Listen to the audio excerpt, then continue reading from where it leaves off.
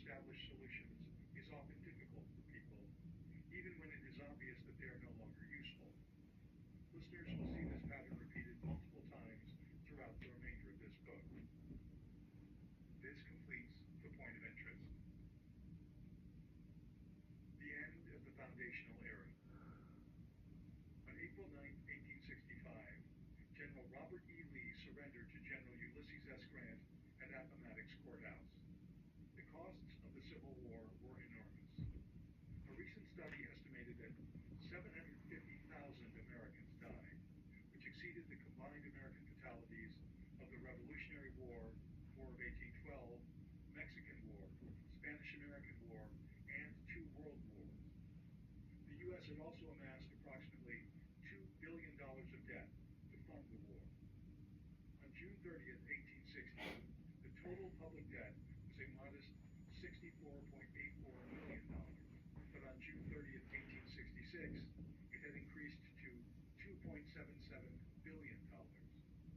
Finally, the reunited country faced the daunting task of reconstruction.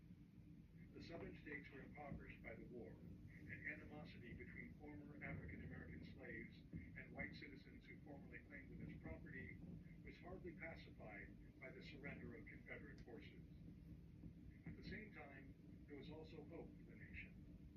Slavery was exorcised from the U.S., enabling Americans to bring their laws and ideals into closer alignment. From a financial perspective, the creation of the national banking system provided a much stronger foundation for commerce and created a more attractive destination for foreign capital. Finally, the demands of war itself accelerated multiple industrial advancements that would shape the economic progress of the nation for the remainder of the 19th century. Most important was the massive investment in the construction of railroads to connect cities, farms, and eventually the East and West Coasts. In 1866, a new financial era dawned in the United States. Historians would later refer to the decades that followed as the Gilded Age. Americans enjoyed the benefits of astonishing inventions and extraordinary wealth creation. The wealth of opportunity in America also attracted tremendous inflows of foreign capital, which created insatiable demand for new investment securities. New York City was the focal point for the issuance and trading of securities, but with little regulatory oversight, Gilded Age securities markets were a dangerous place.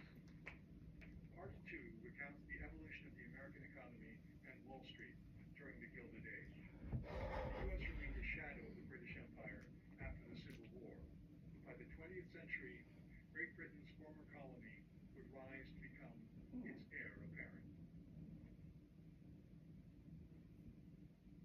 Part 2. Growth and Grift in the Gilded Age, 1866 to 1895. What has been true of railroads has been true of other forms of permanent investment. First, high charges and high profits. Then, speculative investments in the same line. Next, an overstocked market and no profit at all. Finally, cutthroat competition and widespread insolvency. Arthur T. Hadley, economist, 1886. The end of the Reconstruction era marked the beginning of a new era, which is commonly referred to as the Gilded Age.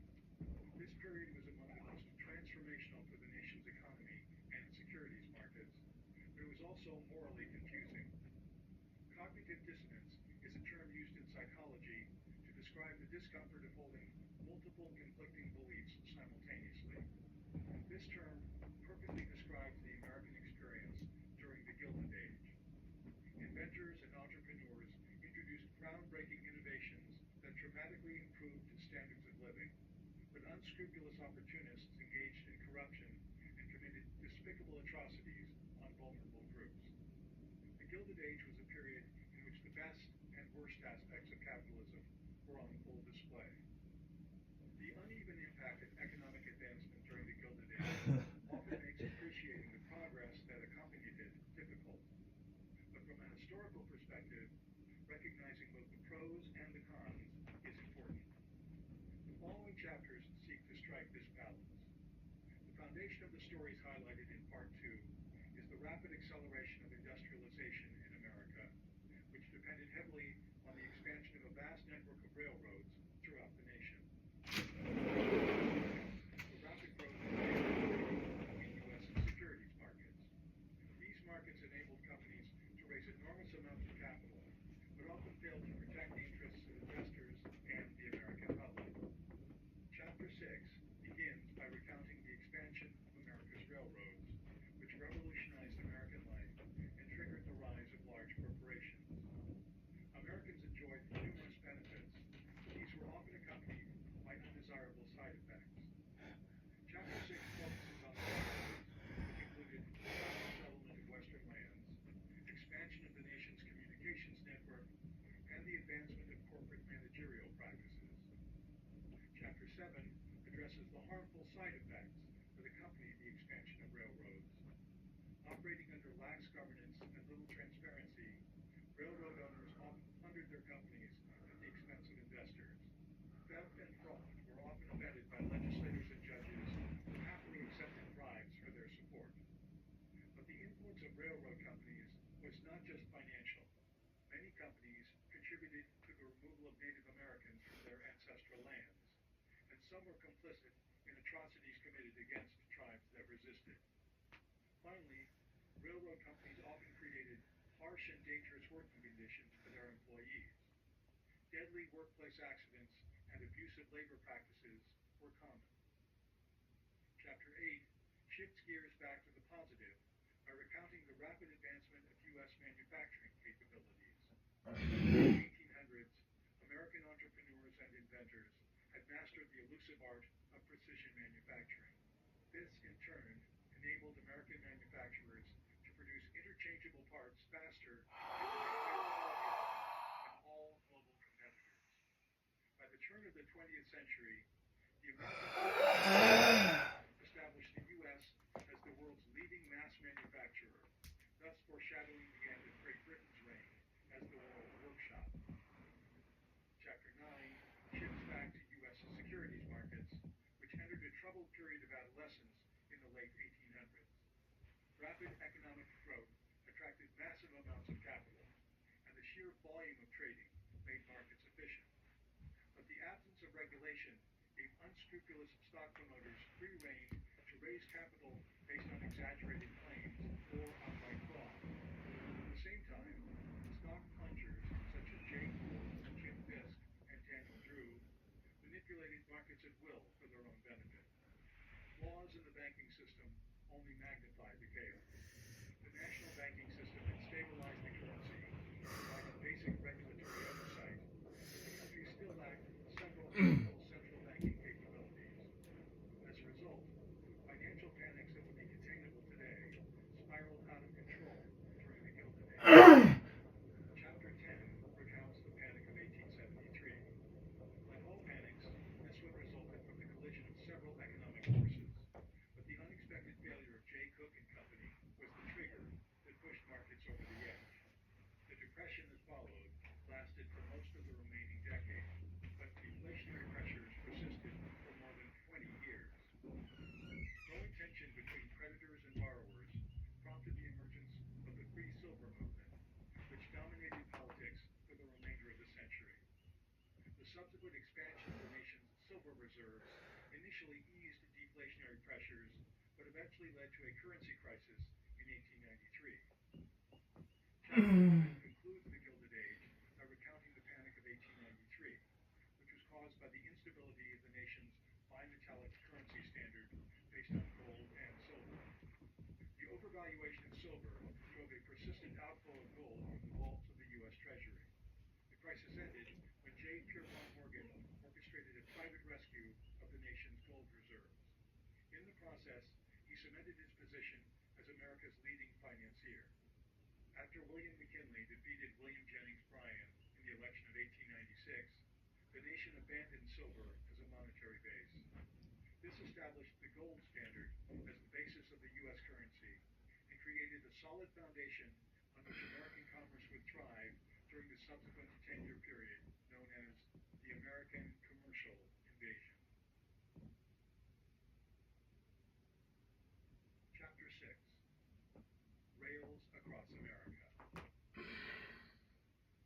extension of railways over every part of the country, each industrial organization has the whole land, we might also say the whole world, before it, as a possible market for its products.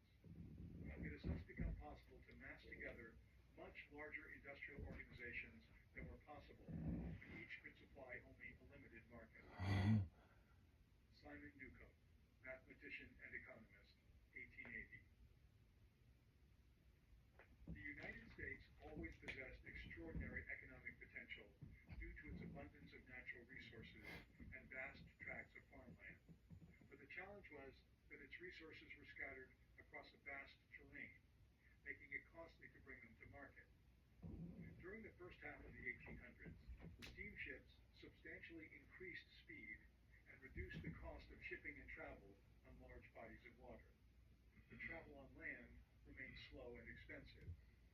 The invention of the steam locomotive in Great Britain in the early 1800s promised to solve this problem, and the U.S. began aggressively building its railroad network in the 1830s. By the late 1800s, railroad transportation was faster, cheaper, and more reliable than transportation on water. This enabled the U.S. to finally unlock its full economic potential. The railroad industry also serves as a perfect microcosm of Gilded Age business activity, as railroad companies almost single-handedly revealed the best and worst elements of capitalism. Railroads accelerated migration westward, offering rich opportunities for settlers, but enormous federal land grants and brazen treaty violations simultaneously stripped Native Americans of their ancestral lands and contributed to unspeakable atrocities against those who resisted. Railroads enabled manufacturing companies to mass-produce products that were higher quality and more affordable than those produced in Europe.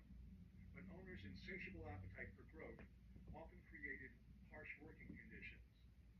Finally, railroad companies raised massive amounts of capital, but with few regulatory guardrails, unscrupulous owners often funded their own interests first. Chapter 6 and Chapter 7 provide opposing perspectives on the impact of the railroad industry. Chapter 6 begins with a brief history of the industry, focusing primarily on the post-Civil War period. It explains how railroads accelerated economic growth, westward migration, and corporate innovation. In contrast, Chapter 7 highlights the harmful effects of railroads. Taken together, the two chapters illustrate the difficulty of reconciling cognitive dissonance in the Gilded Age. A brief history of railroading. The invention of the steam-powered locomotive is credited to the British mining engineer Richard Peabody. On February 21st, 1804, he successfully tested the first locomotive by pulling 5 wagons loaded with 10 tons of iron and 70 men. On February 28, 1827, the Baltimore and Ohio B&O Railroad received the first corporate charter to construct a railroad in the United States. The last surviving signer of the Declaration of Independence laid the first rail on July 4, 1828, and the B&O opened its first route in 1830. From March 1827 until December 1848, states issued an additional 1,155 corporate charters to railroads. Construction initially proceeded at a brisk pace, but then slowed during the Deep Depression in the 1840s. The discovery of gold at Sutter's Mill triggered a strong economic recovery and added demand for further westward expansion.